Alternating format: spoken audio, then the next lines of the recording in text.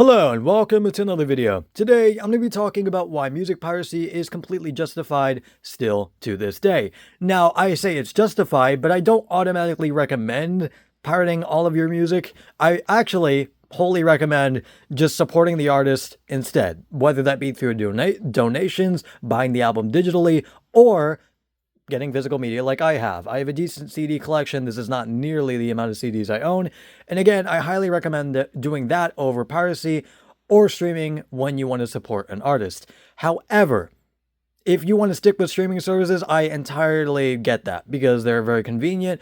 And with especially like a student plan, you are not paying that much per month to just listen to basically every album you want to under the sun, especially in the case of Spotify or Apple Music. However, again, if you want to actually support the artist in any way and don't want to, support a giant fucking conglomeration or big company, then again, I recommend just buying the album digitally or getting a physical version of it and then ripping that physical version, because with stuff like CDs, they can decorrode over time and break. They're very, very easy to break. So again, highly recommend ripping them whenever possible if you have a CD collection at all. However, if there is no way to buy an album that you like physically, or there is no way to listen to it on streaming services, then I completely think you need to pirate it at that point.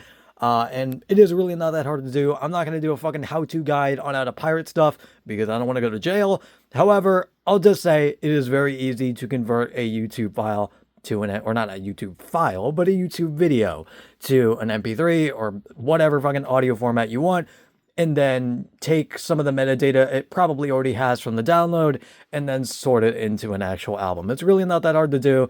I've used it with a music player called MusicBee. It does this weird thing where when you try to auto tag the album that you are trying to like sort or whatever, it adds this like weird white noise to the end of stuff. I don't know why it does that. It's like 5 seconds. It's very, very weird. If anybody knows what I'm talking about or has any explanation for why this is happening, please give me an example, or not an example, but just an explanation in the comments, because I have no idea why this is happening.